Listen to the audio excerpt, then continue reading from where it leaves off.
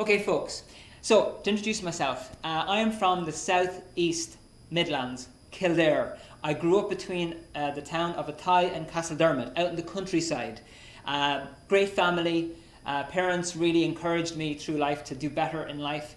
Really, really great family. Brothers and sisters are all great. So I was very, very lucky to have pretty decent upbringing out in the countryside with, you know, fresh air, green grass, working on farms, that kind of thing.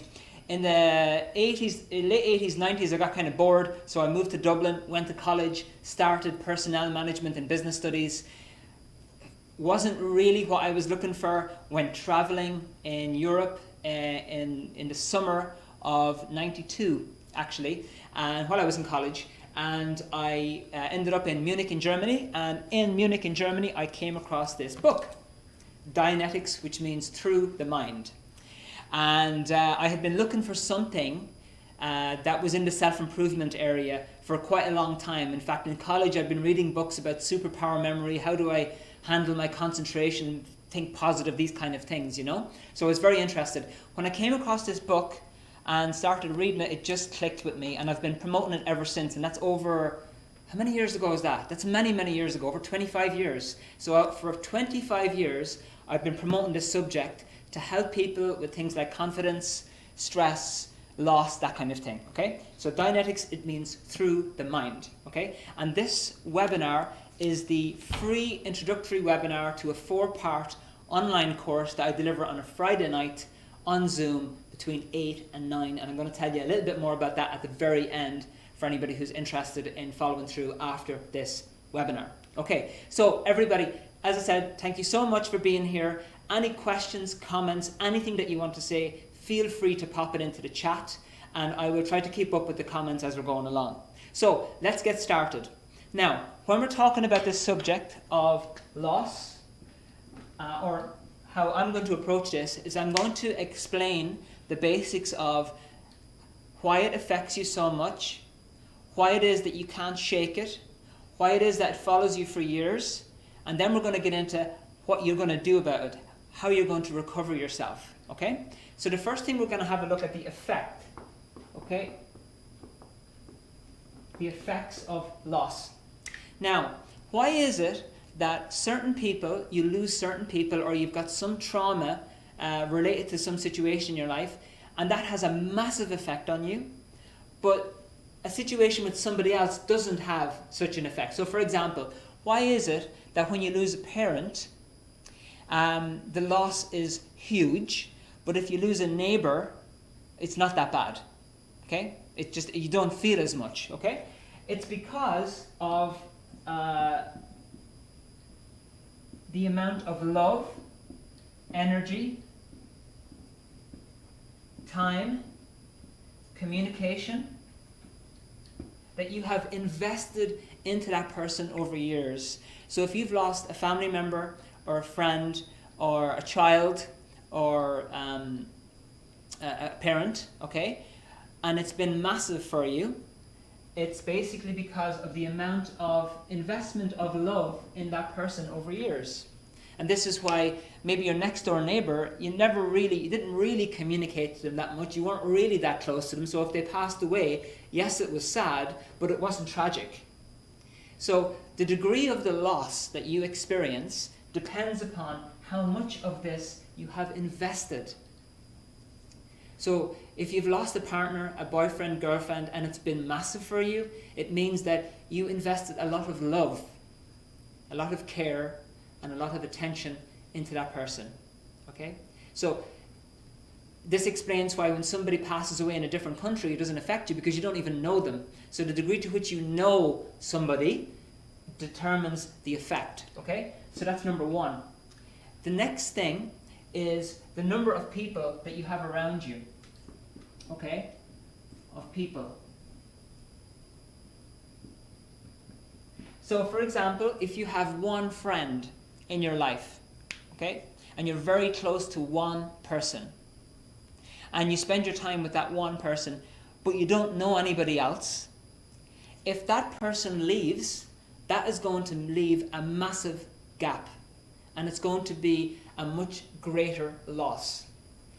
Whereas if you compare it with this, let's say you have 10 or 12 very good friends that you trust, that you can communicate with, that you stay in touch with on a regular basis. When you have many people around you and you lose one, the loss will not affect you as much. It still will affect you massively because you still invested a lot of love. But when you have lots of people around you, the loss is not going to be as bad because there will be other people there. And this is why in Ireland we have, and in the UK as well, we've got a tradition of funerals, and I believe they are very, very therapeutic. Why? Because when you lose somebody close to you, or you have a traumatic experience, there's always somebody there to come around to comfort you. So, for example, at an Irish funeral, everybody from the neighbourhood that knows you, relatives and so forth, will come around to shake your hand. I know in the pandemic it's been totally different, but in normal circumstances they'll come around to give their words of help to you, and they will try to support you, bring you around food. So there's a lot of support, and what that does is it helps to fill the gap a little bit. Okay? And then the third thing, number 3, is earlier incidents. Now I'm going to go into that a little bit more later. Okay? In other words, you've had a loss this year, but you probably have had other losses and other traumas in previous years, and this new one just stacks on top. Okay? So this is the main set of reasons why losses can have such an impact. It's because of the amount of love and energy. It's because there may also be a lack of people around, and also because of earlier incidents. Okay? So what effect can a loss have on you? And I'm just going to give you, look, we're all aware of what things can happen. Grief and loss can have a massive effect, but we'll just put down a couple of examples on it. And what I'd like you to do, because this is a webinar, not a lecture by me just giving you all data, I will be asking you questions and asking you to give examples. And that's one's coming up now in a moment. The effects of a loss. How can loss and grief affect you? When you lose somebody close to you, or you have a traumatic experience in your life related to some situation, you lose a business, or you have to leave your country, or you even lose a pet, or you lose a close pet, these can have big effects. So what effects can they have on you? Number 1, they affect your happiness. This is pretty clear. I can't even spell tonight. Happiness. Definitely would affect your motivation. Okay, and your thinking. Okay, and of course, when you lose somebody close to you, for example, in the relationship area, you might think, well, I don't want to get close to somebody again, just in case I lose them again. It's a popular kind of a thinking. So now my question for you, this is your first practical exercise of the webinar. I'd like you to think about, and I'm going to write these on the board, what other effects can grief and loss have on you in your life? If you don't mind popping your answer into the chat, that would be great. That'd be great. What other effects can grief and loss have on you in your life, whether it's to do with you personally, your relationship, family, your work, or your outlook? Okay? So if you don't mind just take a moment to think about what effects loss has been having on you or somebody that you know and love in life. And if you don't mind popping in the chat, that would be great.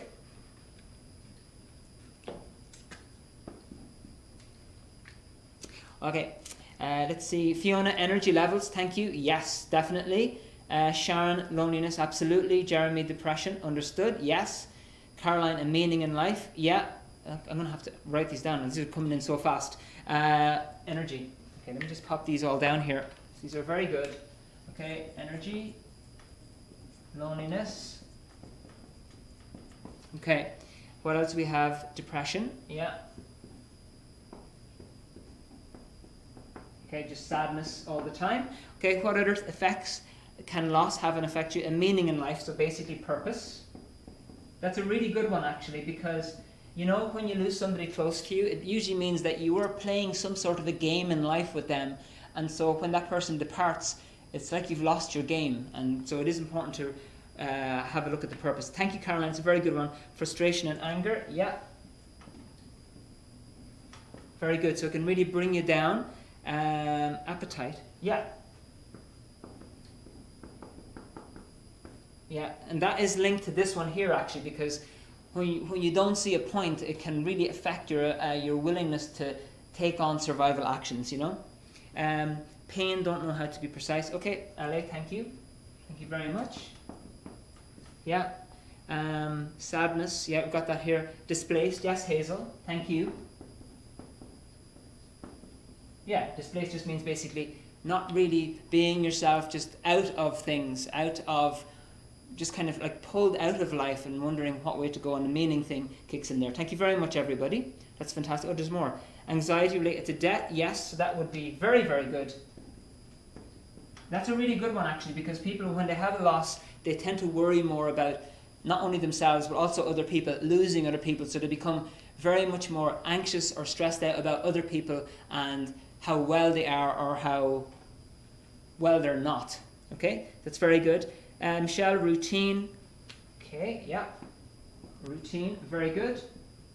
Another one that came in there is interest in life.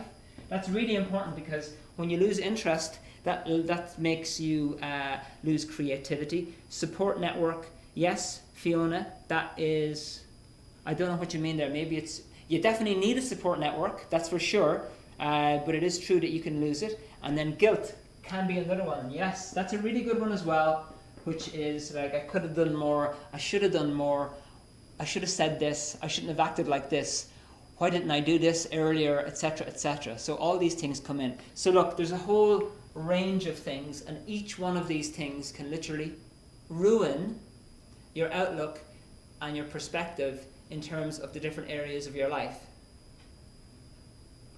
You wouldn't be here on this webinar if you didn't actually have that already. But these can ruin your ability to get going in life. And I'm so glad that you're here tonight, because I'm going to show you exactly what you need to do to get yourself back again. Okay? So let's go on. Michelle, anger. Yeah, we have that here as well. Good. So these are the effects of losses that can still have on you in present time. So next thing, I want to tell you about this. Why is it that you can't just have a loss, get it out of your system, and move on? Like, honestly, I personally believe that it is totally therapeutic to cry your eyes out for hours and days, or even a month or two if you need to, because I think it's a natural thing when you lose somebody close to you, crying your eyes out and so forth, and you are releasing that to a large degree. Okay? So if that's the case, then once you've had enough time to grieve, then it should be the case that you should be able to then move on with life. So once you have experienced the loss, you should be able to get that loss out of your system through tears, or however you want to do it, and then be able to move on. Unfortunately, it doesn't work like that, because that loss can stick with you for years later, and I'm going to tell you exactly why that is right now, and why it is you can't shake it. You keep thinking about it, and it affects you in all these different ways.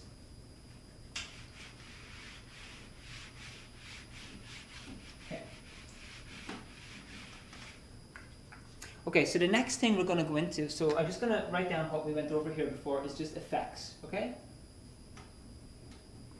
Okay, so there's the effects of the loss. Now, let me just draw this out for you.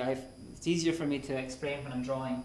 So, as you go through your life, you are experiencing things all the time. You experience very positive things. You go out and go to the shop and go to a nice movie, meet some friends, go for a ride on your bike, go to work, you enjoy your work. So every day you're experiencing things, and that information is getting recorded in your mind. Okay? Now what is your mind? Your mind is a collection of pictures from your past. Okay? And we're not talking about the lump of meat in your skull. I'm not an enthusiastic fan of that theory. The pictures that, like the memories that you have, there are recordings, pictures from your past. So Every moment you're going past, you're recording a picture. So as an example, you can remember right now logging in to this webinar. You can remember what you were thinking when you were logging into this webinar tonight at around 8 o'clock. You remember the room, because you're probably still in it, but it's all recorded in picture form. So you're carrying around this fantastic computer that records all this information, and these pieces of information help you to make decisions in life. Okay? And if your mind and your thinking is in really good shape, if you're able to think clearly, it means your decisions are going to be very, very good, and you're going to feel very, very good. So if your mind and your thinking is in very good shape, your decisions and your thinking is going to be in very, very good shape. Now the problem is this. This mind that you have has got, let's just say, a fuse box installed. Okay? Like any house, every house has got electricity flowing through it these days.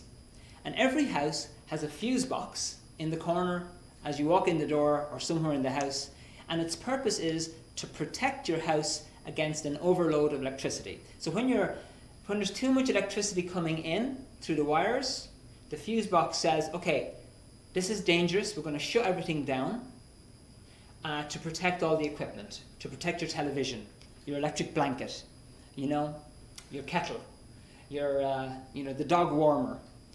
So it shuts everything down. So the fuse box in your house is designed to protect your house from too much electricity. Now, when you experience a heavy loss, what happens is this. When you lose somebody close to you, or when you have a huge trauma in your life, whether it's the loss of a job or the loss of a child, what's happening is this. There's a huge amount of pain coming in. Okay? Emotional pain coming in. And just like the fuse box in the house, the mind has this thing set up to protect your thinking and to make sure that you can keep thinking logically going forward. And it has a little compartment, and this compartment we call in Dianetics, we call it the reactive mind. And this is the part of your mind that switches on when the lights go out up here.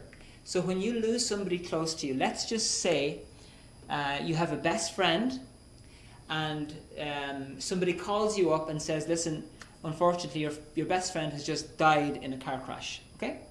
Now, that is almost as bad as somebody coming up and hitting you across the head with a baseball bat, because it's a huge amount of loss and a huge amount of pain. So what happens is, this part of your mind or your thinking goes into a much more dimmed state, a semi-conscious state, and the information from this incident that's happening gets stored in here. Okay? Everything gets stored in here. So for example, if your friend called you and said, listen, your best friend has just passed away, the lights go out and everything that's being said, everything from that incident is being stored in a compartment in here in the reactive mind. Okay? So the sound is recorded,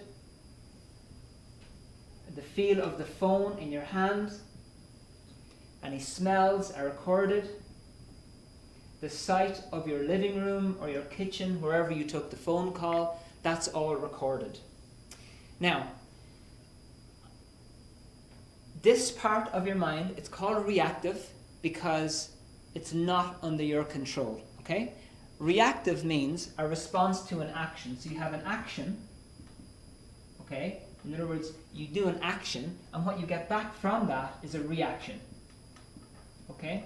So for example, if you were bitten by a dog when you were 5 years of age, there's a huge amount of pain, and that incident gets stored here.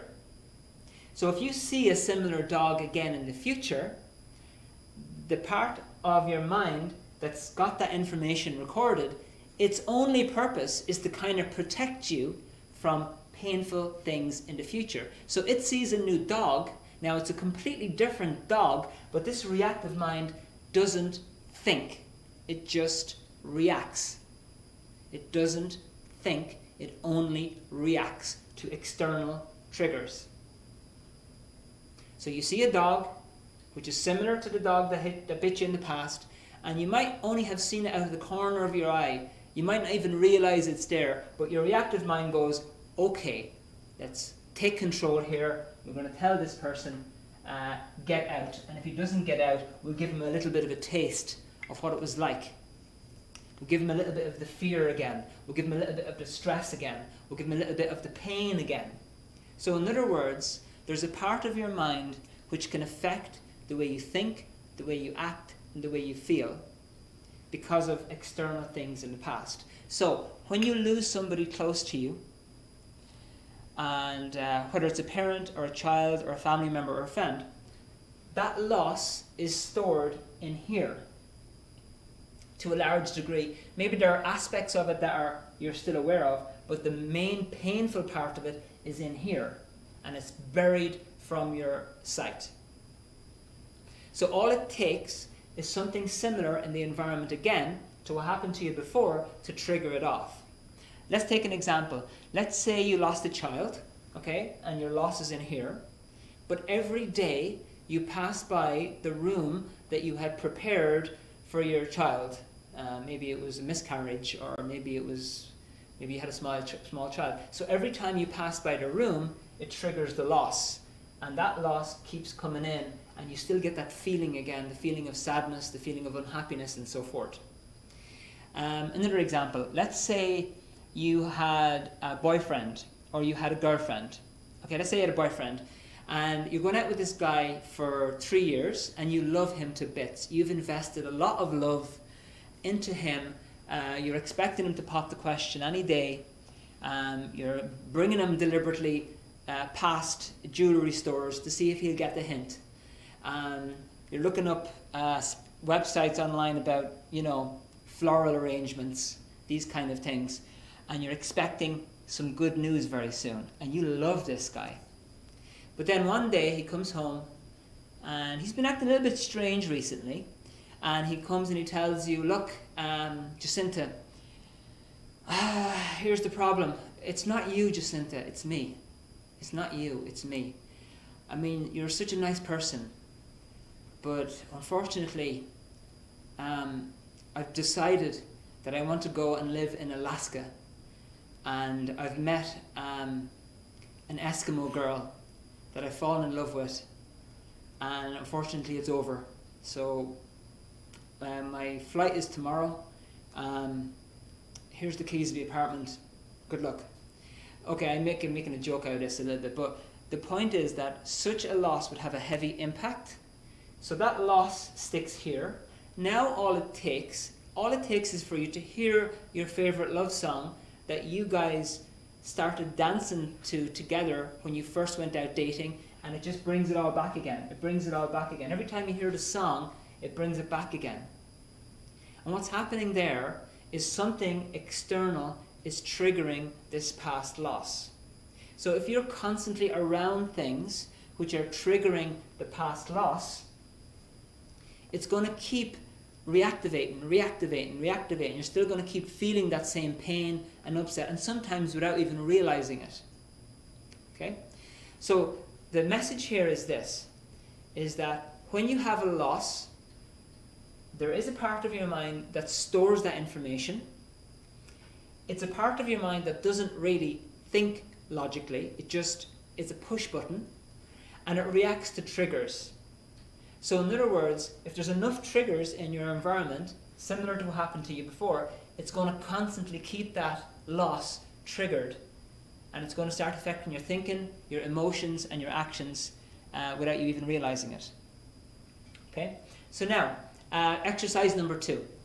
What I'd like you to do is this, and you don't have to put personal information on the chat if you don't want to, it's completely fine, okay? I want you to think about a loss that you experienced, and one or two things that trigger you, that you're aware of.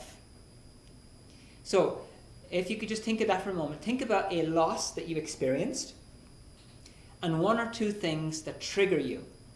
And if you don't mind popping it in the chat, I'd be most grateful. So a loss that you experienced, and one or two things that trigger you. Okay? So if you don't mind, take a moment to think about that and pop it into the chat. If you don't want to share it on the chat, it's completely fine, because I know it's a webinar for a lot of people, so if you feel comfortable with it, that would be great. So a loss that you experienced and something that triggers you.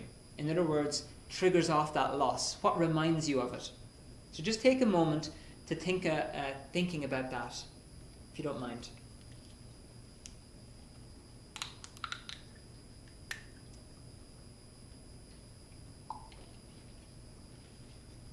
And then we're going to go into how it affects your energy, and we're going to go into the next thing after that, which is the solution. So what kind of things trigger you? What kind of things trigger losses that you've had in the past? All right, we've got a feeling coming in. Good, Jeremy. Rejection and feeling lonely. Yeah, good example. Rejection is just somebody not wanting to have anything to do with you, and it's just like somebody going away. Again, just like the person went away in the past. And it's a trigger. It is a trigger, you see. It presses the button, and it can affect you in your thinking, in your actions, and your feelings. Okay? So thank you, Jeremy. Living loss, places, and... Okay, living loss. Thank you very much, Caroline. Places and music. Good. So then you visit a place that you used to visit with this person, or you visit their house, or you listen to the music that you used to listen to and that you were having a connection with, and it triggers it off. Now, it doesn't mean that you have to go into a full-blown loss, but it can be subtle. It can, without even realizing it, it can be in there, affecting your thinking, affecting your mood. So that song might come on the radio, and you might not be kind of connecting it to the loss you have, but it's subtly coming in there and triggering this, and it's affecting the way you think. Thank you very much for that. Caroline. Rosemary, music and smells. Similar to music, smells, yeah. Very good. You know, you can smell of somebody's house, their clothing, perfumes. It could be anything. Very good. Thank you very much, Rosemary. Seeing somebody else going through us. This is a brilliant one. Afreen, a very, very good example. Because when you see somebody else going through a loss, there's so much of that incident similar to what you've experienced that it's so close to the bone, and there's so many similarities out here to what you've experienced that it's very likely to trigger it off. So it's a very good one, Afreen. Thank you so much. Rebecca, photographs and videos. Yeah, excellent example. And look, I'm not saying that a person should not, you know, sometimes want to remind themselves of who they lost. It does help, you know, to you know, see pictures of the person again and so forth. That's not something that a person should knock out. I'm just showing how it can trigger off emotions and things without your permission. So very good, Rebecca, thank you. Kathy, pictures, yeah? So you walking around the house and you have a picture of your parent on every landing. And, you know, yes, you want them there because it's a substitute to some degree, but often what it can do, it can come in here and subtly be pulling you down. And that's not to say that you go and you take all the photos of your parents down near your house. I'm not saying that at all, because ultimately trying to get rid of all the triggers, it's a lost cause, because there's always going to be triggers. We'll go into in a few minutes what the real solution is here, okay? So thank you, Kathy. Okay, Kathy from Kildare now in trim. Wonderful. That's okay.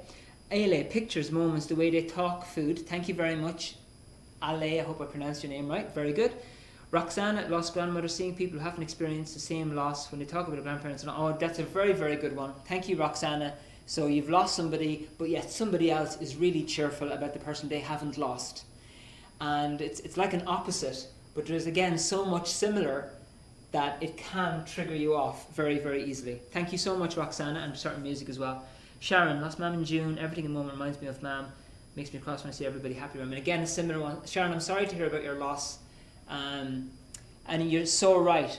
When you see somebody happy, and it shouldn't be the case that when you see somebody happy, it makes you sad. But unfortunately, that is the way this thing works. It's just a trigger, and it just keeps bringing it back. So thank you so much, Sharon. Lost on my life has never stopped. Thank you, Kathy. And yeah, we'll go into how they build on top of each other. So folks, thank you so much for that. So this is the second thing, triggers. Okay? So now let's move on to the next thing.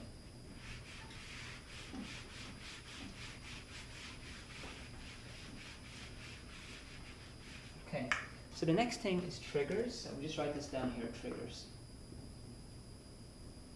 Okay, now, the next thing is this. It's your vitality. Okay, so we're just going to touch off this a little bit. Okay, now, when you're a kid, and you notice kids have got a huge amount of vitality. Okay, they've got a huge amount of dreams, energy, enthusiasm, love, and you see that same person years later and they're as grumpy as hell and they just don't seem to have that same vitality. You know, I'm sure you know somebody like that. I certainly do. Here's why. Here is the primary reason why a person loses their motivation, loses their vitality, and their ability to get over a loss, actually. It destroys your ability to get over future losses. And this is why, for example, when you mentioned, Kathy, that you've experienced losses all your life, the more losses that you have, the more difficult it can be to get over future losses. And a person can become very, very wooden after a while. And I mean, emotionally, they just can't express the emotion anymore because it's all trapped in. So here's what happens when you lose somebody. When you lose somebody, a portion of your vitality gets trapped. Okay? So let's say as a kid, you've got 1,000 units of vitality. When you lose somebody close to you, depending on how big the loss is, it basically traps a portion of that vitality. Okay? So let's say 100 units. When you were 10, your parents divorced, and it was a big loss for you, and so now that loss has trapped 100 units. Okay? So then you start going out with a girl, and the girl leaves you for another guy. You are madly in love with her, and it absolutely tore you apart because it was your first love, and that's now taken away 250 units. And then as you go on in life, and as you keep having more and more losses, more of this vitality gets trapped. Okay? To a point where we take away another 150 here for the neighbour that you cared about, 100 for a child or a family member. So what have we got there? 100, 200, 300, 550, 600. So 600, 1,000 minus 600, and you're left with 400 units of vitality. And the problem with this is that with only 400 units of vitality, it's going to affect your ability to handle future losses and future traumas. Okay? Now, this vitality, the good news is it's not gone. Your vitality, your enthusiasm, your interest in life is not gone. It is only trapped. And it is trapped in these incidents from the reactive mind, which I went over a few minutes ago. Okay? So it's a bit like, you could imagine you're carrying around a bubble of vitality, okay? And in that bubble there are trapped bubbles. And those trapped bubbles are your losses. And what I'm going to go into in a few minutes is how you burst those bubbles to get your vitality back. Okay? Now, I want you to think about this for a moment. You don't have to write it down into the chat, okay? I just want you to think about this. For a moment, think about somebody that you know in your life who used to be so enthusiastic, so energetic, so happy, and now they're just angry all the time, stressed all the time, worried all the time, and they just don't seem to be motivated or interested in life. They just have no idea where they're going. They used to be very driven and very purposeful, but now they just don't have any interest. Probably people are thinking, well, Vincent, that's me, actually, you know. Okay, that can happen. So just for a moment, just think about, it could be yourself, somebody that you know in life that you feel has lost their vitality and their passion in life.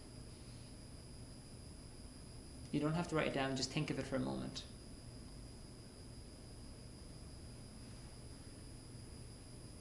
Okay, so now, let's move on.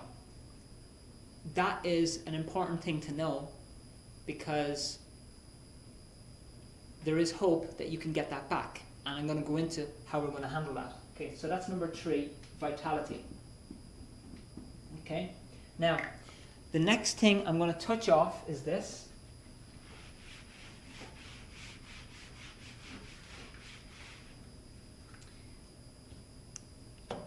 Is past upsets, okay? So when you have a loss, okay, let's draw this in red. When you have a loss, let's say you had a loss 3 months ago, okay? You lost somebody close to you. Now, a person takes their own time to grieve about these things, to cry weeks, maybe even months, whatever, okay? Just to cry and whatever. Very good. Technically, that should result in the thing going away and being addressed, and that's it, and then a person can move on in life. Technically, that's what should happen. But it doesn't always happen like that. And the reason for that is because of earlier similar loss. Okay, so for example, if you lost a pet last week, you lost a dog, okay?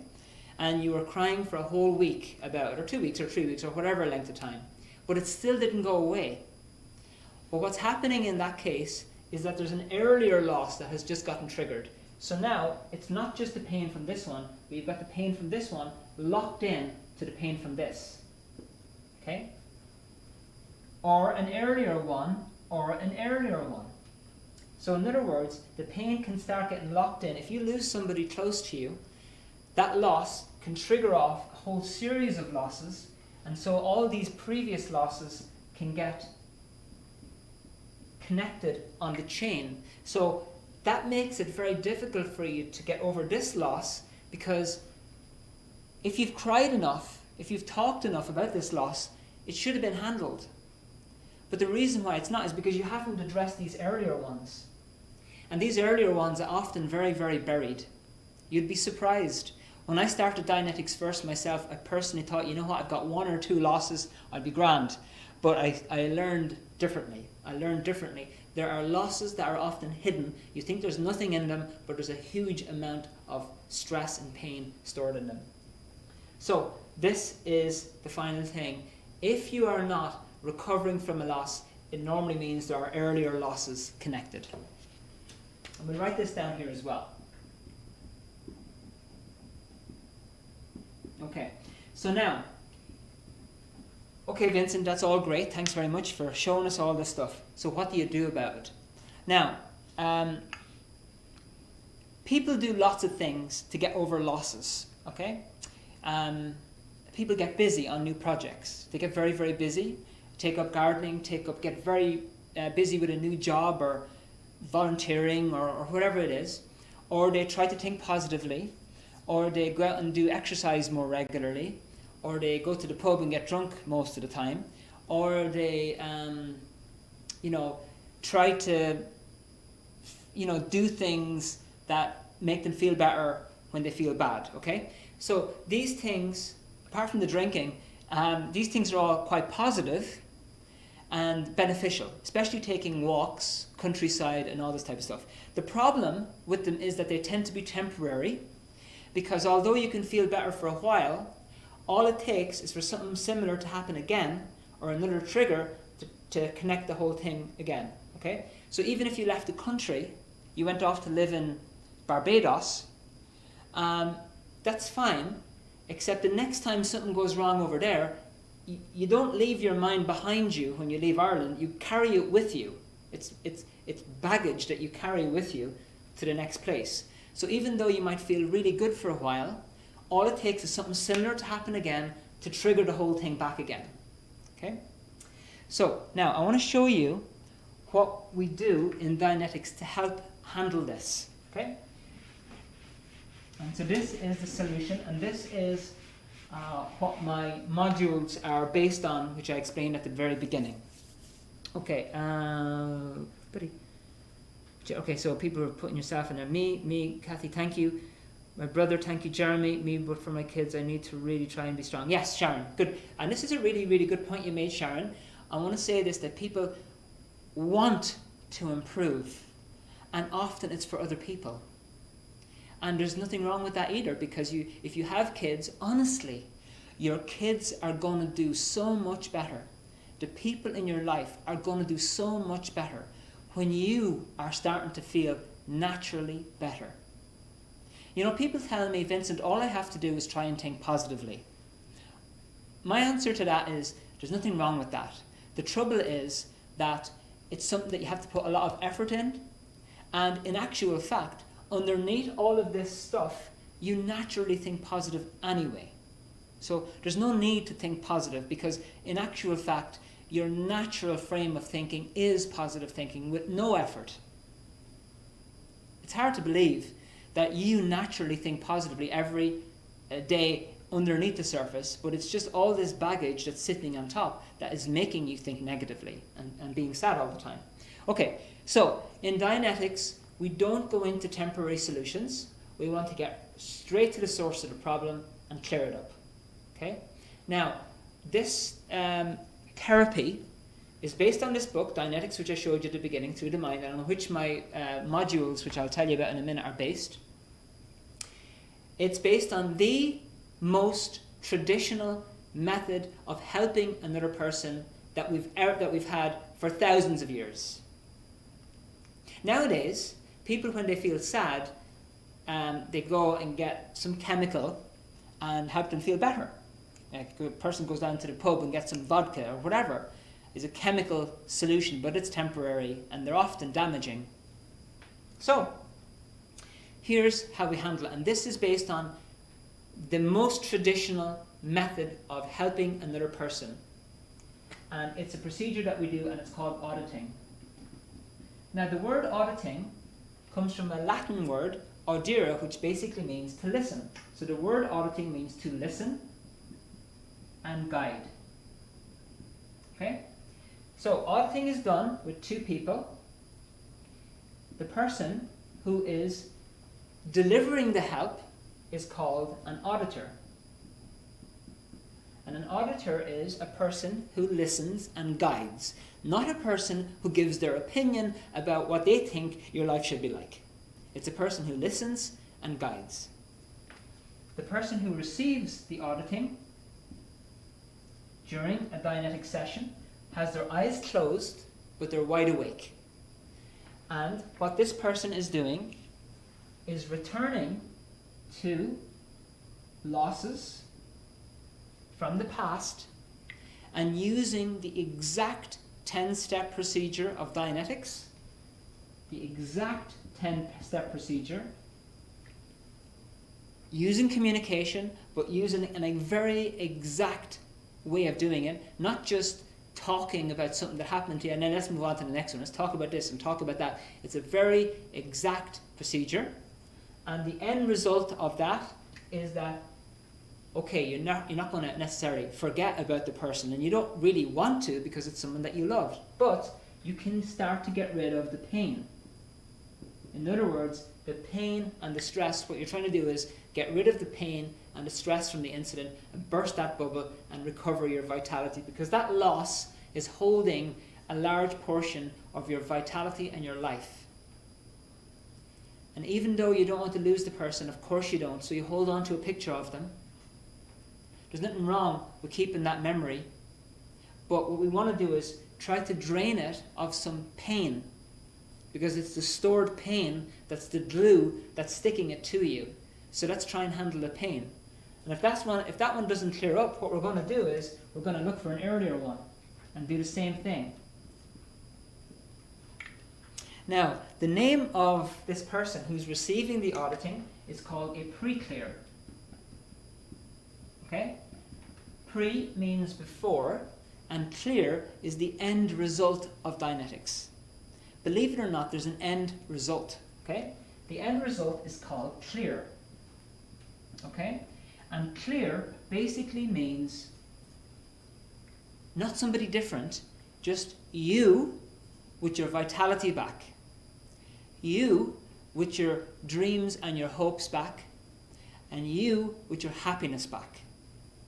It doesn't make a different person. It doesn't make an unemotional person. It makes somebody who is free in emotions and free to actually improve their life. So Dianetics is not a way of life. It's not something that you have to do in the morning and do the checklist on Dianetics. Tick, tick, tick, tick, tick. Great. Okay, that's it now. I'm set up for the day. It's not about that. It's a bit of work. It takes a bit of time, but the results are stable. The results are stable. Why? Because you're getting to the root of the problem. And you're addressing it at its root. Now, people say to me, Vincent, look, I've heard about counselling before and different things, and I've been to lots of different people and so forth, okay? I suppose, and there's nothing wrong with other people helping other people. In fact, I admire people who want to help other people through counselling. There's nothing wrong with it. I suppose the biggest difference is that we don't leave this until it's completely handled. And when that's completely handled, only then do we move on to this one here. And the second major difference that I have found is that the auditor is not allowed in a session to be going giving their opinions to this person about what they think is wrong with them. Because it's up to this person to clear up their stuff. The auditor is a guide and has a big pair of ears that's listening and acknowledging that's it. And what I mean by that is the auditor is not allowed in a session to tell this person, listen, the reason you're so upset is because you lost your bunny rabbit when you were 5. Because honestly, the auditor does not know. Even if the person did lose a bunny rabbit when they were 5, how is the auditor going to know that? That's the incident that's affecting the person. The only person that knows is the person. So quite often, the loss that you think is the loss that's affecting you, quite often there's another loss somewhere connected to it. So that's what auditing is, and that's what auditing does. And as I said, it's a stable solution, and it works. And this is the reason why I've been promoting this and has been an auditor and getting the word out about this subject for over 25 years is only because it works. Only. Not because it's some fancy idea and it sounds amazing. Okay? So, the last one I'm going to put down here is this thing called auditing. Okay? Which is to clear the baggage. Now, so what I'm going to do is I'm going to just, we're coming up now closely to the end of the webinar. What I want to do is I want to tell you a little bit about the seminar, or the modules that I deliver. There's a set of 4 modules that I deliver to explain more about this. And I'm going to tell you about that in a minute. But before I do, I'm going to summarize this really quick, ask you if you have any questions, and if you do, you can pop them into the chat, and then I'll show you the little 4-hour course that I deliver, okay? So, first of all, losses can have a big effect on you depending on the amount of love and energy that you have put into the person in life. It's the triggers in your present time that trigger off your past more often than not. Your vitality can get trapped when you have a loss, and the whole purpose of Dianetics is to burst those bubbles and to get your vitality back. And earlier losses are a major reason why a person can't get over a loss, is because there are earlier buried losses which need to be handled immediately. And then auditing is this procedure, which is basically about how to clear it all up, and it works. It does take a bit of time. It's not always a walk in the meadow, you know, with flowers and things flowing everywhere, and butterflies going in the sky. It can be tough, but it works, and it's better to deal with it now than to leave it for 10 years' time when it gets worse. It's better to handle it now. So, if anybody's any questions, would you please take a moment to pop them into the chat. I'll answer them as best I can, and then I will show you the modules for anybody who's interested in following on with the next step. Okay? Nurse, 2 sons pretend I'm fine. Kathy, I'm a nurse. 2 sons. I pretend I'm fine and be positive to them. Kathy, thank you. Look, fair play to you, because kids do want to see their parents happy, and parents do try to put the best side forward and be strong for their kids. The trouble is that a certain point in time comes when kids become aware and they pick up things and they can sense much more easily whether you actually are happy or you're not really happy. They can sense things, and so it's very important to prepare for that time by actually really and truly getting you back to who you used to be and getting you back your vitality and your interest in life and your determination and natural happiness, not this forced thing. You know, I'm getting up in the morning at 5 a.m. to go to the gym so I can think positive for the day. I'm not saying you do that. Okay, Kathy? Then the auditor can do more damage then. You take their opinions, you go by. The thing is that in auditing, the auditor is not allowed, as part of the process, to tell the pre-clear what to think. Because what happens then is the pre-clear then looks to the auditor for answers and ceases to look in here. This is the valuable store of information. If the auditor starts giving opinions to the pre-clear, oh, your reason you this, and the reason is that, and the reason is that, and the reason is that, that's not auditing. That is something else, and that's not what we do. That is not what auditing is, not what it does, and it is not good for the person on the receiving end. It is just not good because it inhibits the person's ability to find out for themselves. And that's what we're trying to do. We're trying to build this person back up again. We're not trying to make this person into a god that knows all the answers. The auditor is a person who listens and guides, not a person who forces or puts their opinions on somebody else. Okay, Kathy, I hope that addressed that. Anybody else have any questions before we move on? Okay, Caroline, thank you, Caroline. What's the main difference between counselling and auditing as a counsellor listens and guides too? Yes, there are all sorts of different branches and ranges of counsellings and so forth, okay? The reason I have stuck with this one, okay, is because I personally have seen stable, consistent results. In other words, people who have completely recovered from things that have happened in the past. I'm not saying that other counsellings haven't helped people and so forth. What I have found with some counsellings is that there's a bit more of the counsellor giving their opinion of what the person should do and what the person should think to this person, as opposed to getting the person to find out their own answers. So the listening and guiding sometimes turns into the counsellor guiding the person towards what the counsellor thinks the person should come up with. Okay? So in essence, the auditor's job here is simply this: to help the person to get through this incident and to guide them through the incident enough time so that it's cleared using the 10-step procedure of Dianetics. So there may be similarities with other counsellings, but what I have found in talking to people about other counsellings, some of which definitely helped people and some of which didn't, and as I said, this is when you start learning about it, and this is what's going to lead me into my next information about the modules, is that what I suggest to people is two things. Number one is education, because it's important to get educated on what's going on with yourself, on the procedure, before you dive in. And once you know before you go, you're going to be more confident about whether this thing is for you or not. Okay? So I hope that helps, Caroline. Afreen, will it help with the regret of not being there for them and the fear of having a similar loss in future? Definitely. You know, because a lot of the person's attention is back here. So what we're trying to do with auditing is trying to free the person's attention so they're more here naturally. They're more naturally in present time and looking at the future as opposed to looking at the past or worrying about the present. Okay? Thank you, Afreen. Kathy, the auditor gets annoyed if you decide to do the opposite. And that's a good point. The auditor, and there's a chapter in the book called The Auditor's Role, where there are things that the auditor must do and must not do. And this is something that I cover on module number 4 in my course.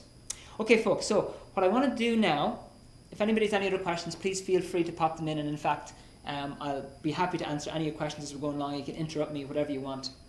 Okay. Now, I want to tell you what I would recommend next, and this is the education step. So I do a series of 4 modules, and it's an education step, and I would really love you to be on this. It's on a Friday night from 8 to 9. I'm going to show it to you right now. So I'm going to pop something on the screen right now.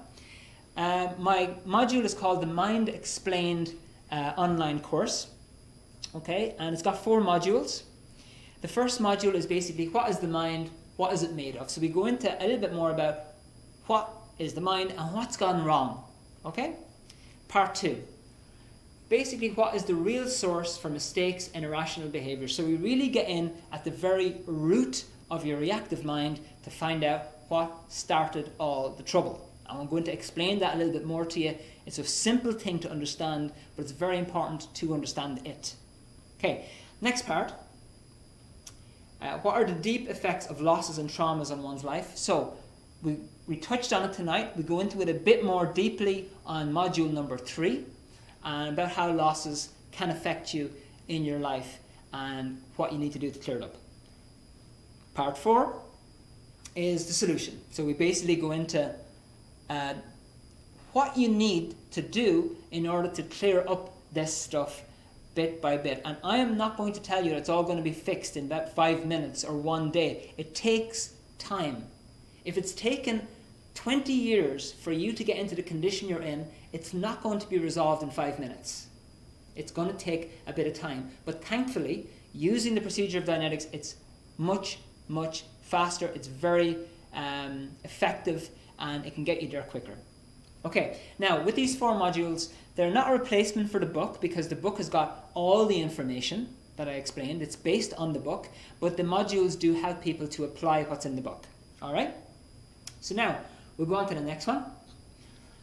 As I said, it's based on the book, and the book is basically a detailed description of the mind and its effect on your decisions, thoughts, and behavior. And you've got an easy-to-use method to free your mind from negative thoughts, unwanted feelings, and emotions. Now, one thing I want to mention about this course, which is based on the book, is that the modules are circular. So in other words, I deliver them on a Friday night between 8 and 9. If you cannot come one Friday night, don't worry, because I do number 1, 2, 3, 4, and I come back again and start number 1, 2, 3, 4. I do them every Friday on a circular basis. So if you miss one, you can catch it the next time around, or in fact, you can get a recording of it if there's no way you can attend that particular webinar.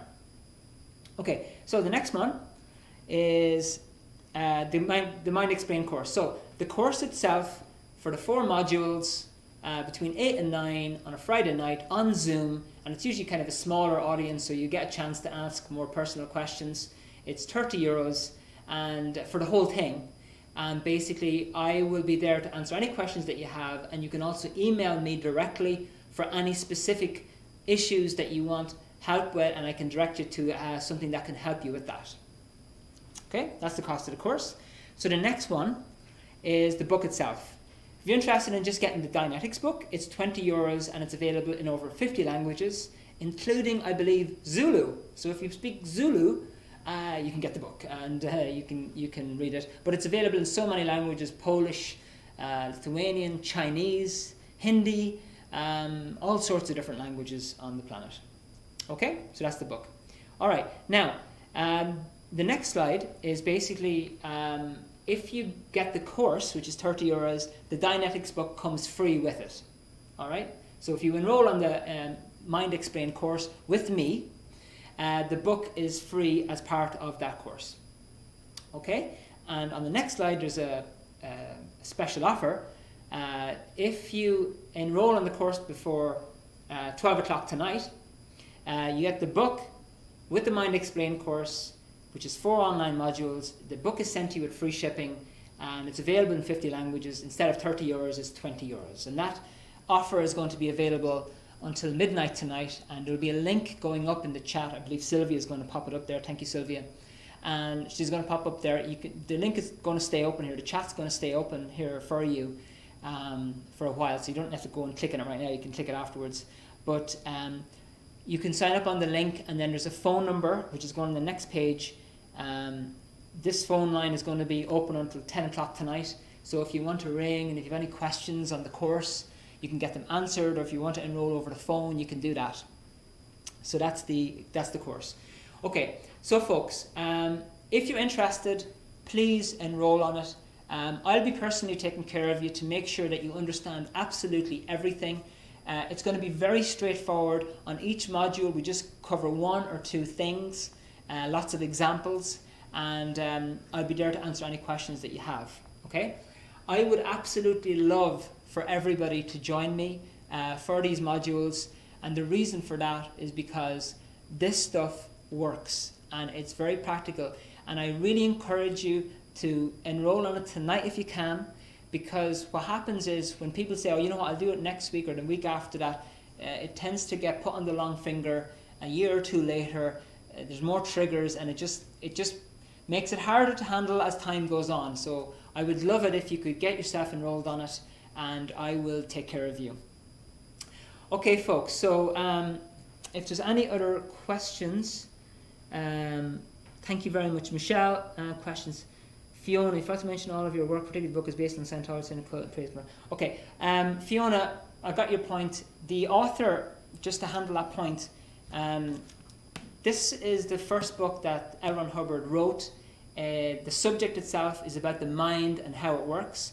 This gentleman was fully professional in over 29 different fields, including he was a master mariner licensed to captain any ship on any ocean, professional writer, researcher, humanitarian, lots of different areas. And he did, as a separate subject, go into the field of life and the human spirit. So that is a separate subject, but it was written by the same author. Okay, but this Dianetics is something that you can do even if you don't believe in life, don't believe in life energy or whatever it is, but that is a separate subject. And look, I appreciate your opinion on it anyway, so thanks for commenting on it. Appreciate it. Okay, so Fiona, I hope that helps you. I don't know what your intention was on saying that, but anyway, I hope it answers any question that you had. Okay, folks, if you have any questions, I'm going to leave the chat open. So for anybody who wants to depart right now, it's completely fine. I'm going to leave this chat open. You can put any more questions that you want in the chat. So I want to say thank you very much to everybody on YouTube, Facebook, Instagram, for everybody that's been there, and for anybody that's sending the comments, but particularly for everybody on Zoom. I really and genuinely appreciate you being here. Appreciate your time. I appreciate very much all the examples you gave. So thanks to everybody who's left. Thank you, Kathy. Kathy, looks like you have your hand up there. If you have a question, you can pop it into the chat there. Okay. Rosemary, Sharon, Roxana, Aileen, Hazel, Francis, King, Caroline, Juliana, and Fiona. Okay, folks, so listen, thank you so much again for your time. I will say goodnight to you. The chat is going to stay open there, so if you have any questions, you can pop them in there, and we'd be happy to answer them. And so good luck, good night, and have a beautiful evening, and I really do hope to see you at the modules, okay? Bye for now.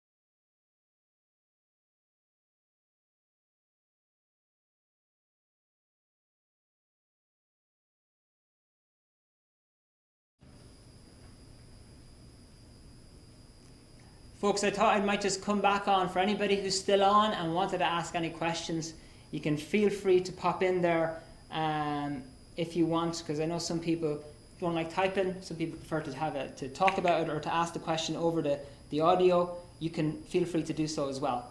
So if you have anything that you want to pop in there, you can do that. I'm going to have my friend who's helping me with the hosting to take the audio off, and you can actually unmute everything. So anybody who wants to actually speak, you can go ahead and do so. I don't normally do it during the webinar because there's just so many people, but after the question, for the question and answer period, definitely feel free to ask any questions.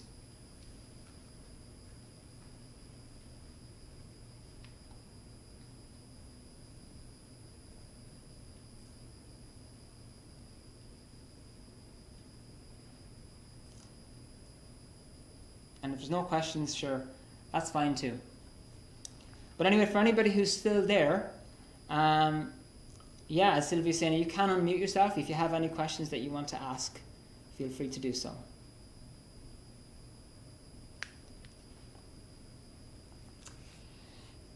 And so, while I'm waiting for your questions, we'll give it another 2 minutes. If you want to interrupt me, you go ahead and interrupt me, okay? Because I'll just say one or two last things.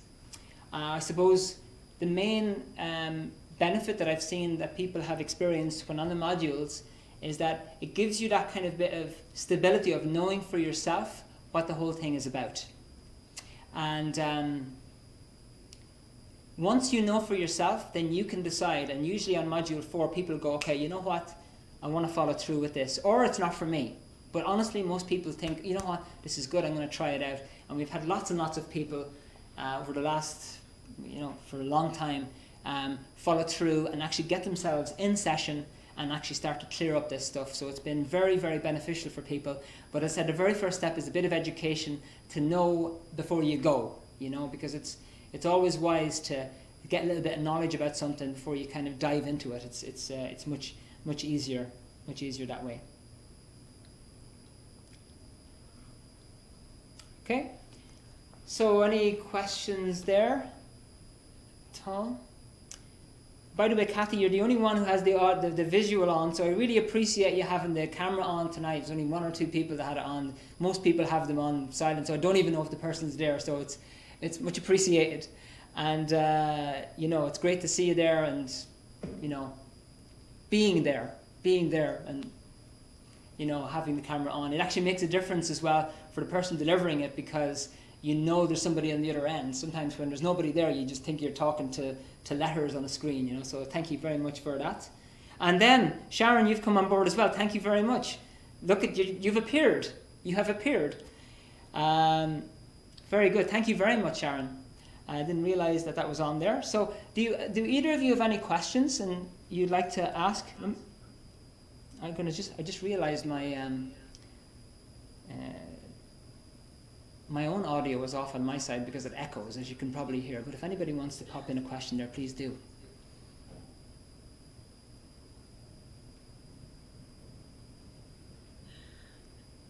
Not to put you on the spot or anything like that. Yes. Go ahead. It's Kathy here. I don't know if you can hear me.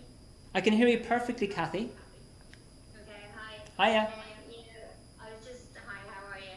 Good, thank you. Yeah, I'm just, I suppose I went through a marriage breakup there, so I have 2 sons and I'm a nurse, so I've had, I suppose, a lot of trauma when I was very young.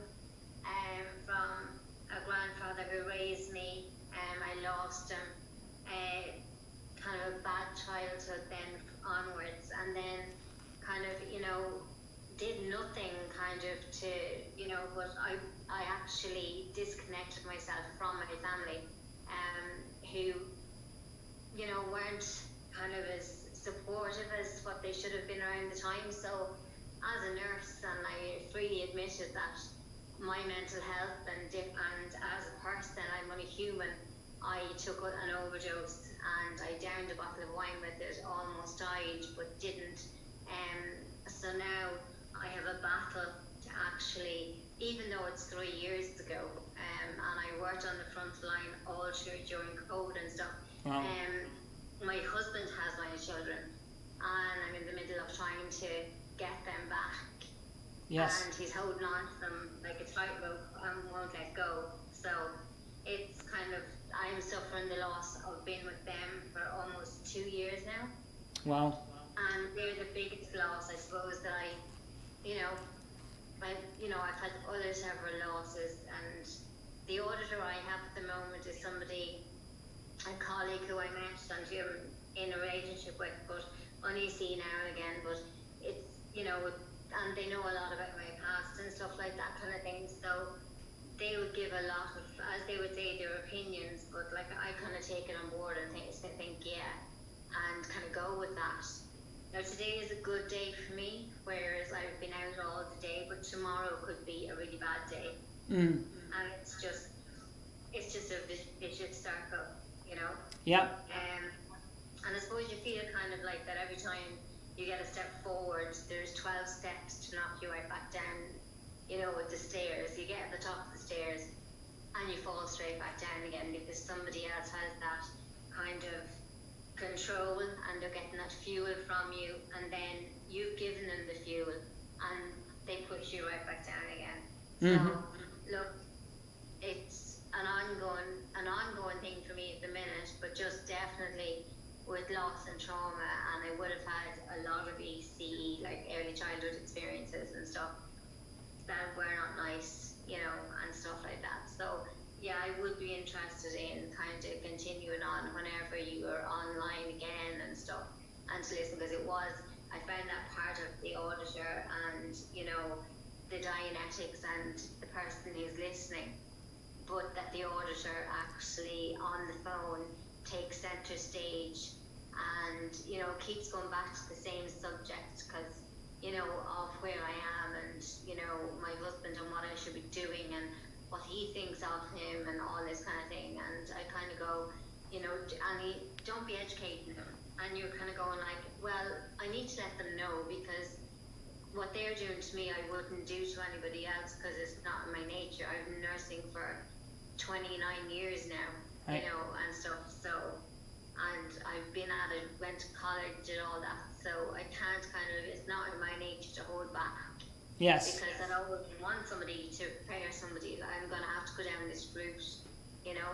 If no one can meet you halfway, then you have to go down the legal route, which you don't want to do, but, you know, and I see the children like on the phone and stuff like that, and, you know, he's kept them away from me there for 7 weeks, and he saw them on Saturday for 1 hour, but for 8 weeks, I was low to the point that, like, you know, is it actually worth my while actually being on this earth at all, you know? Yes, I understand. Yeah. You know, well, Kathy, all I can say is fair play to you. Well, I'm just going to turn off this when I'm speaking because it echoes. Fair play to you. You're on the front lines. You're helping people every single day. You're out there doing stuff. You're communicating with people. And, you know, this is very, very valuable, you know. And for somebody, like, for example, my niece went away to the UK to get paramedics training. And I'm like, I can't believe it because she was such a, you know, I mean, she was into karate and all these types of things. But it's one of those professions where you are really confronting things head on with other people all the time. So if a person has the ability to do that, it is a person that is worth, you know, it's worth investing in yourself to actually get on top of these things. Because the fact is, some people say to me, listen, Vincent, it's after going on for so long, you can't do anything about it. What's the point? You know, it's just gone on for too long, nothing's worked, it's gone on and on, nothing can be done about it. You know, so what's the point? And so I have my own little motto, which is something can be done about it. Something can be done. And we're not expecting that in Dianetics, when somebody comes in, that like in the first module, everybody's going to know all the solutions to all their problems. But what I have found when we've started off with the education, this is why I promote the education step on the subject first, is because it makes a person more strong in terms of their ability to understand what's going on. Because if you understand the exact basics of what is going on with yourself, with others, there's less of this introversion, there's less of this going inwards and inwards and inwards and inwards when you have something practical to look outwards at. And it's one of the reasons why I mentioned that the auditor listens and guides, because the introversion is only supposed to happen in session, not outside of it. But when an auditor starts giving their opinion, the person starts to get into thinking a lot outside of session, whereas this stuff should only be handled really in session.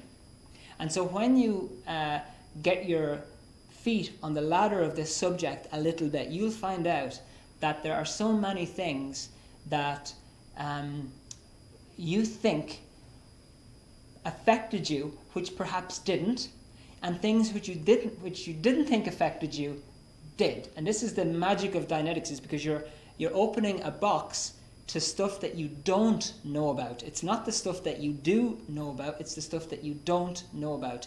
And that's what we're trying to do with Dianetics, to help people get back up on their feet. And you know what? You're a valuable person to help, because for two reasons. Number one is the help that you give to others, but also if you have kids, kids will look to you and want you to do well. They want you to do well. And at the end of the day, that's kind of all you can do in terms of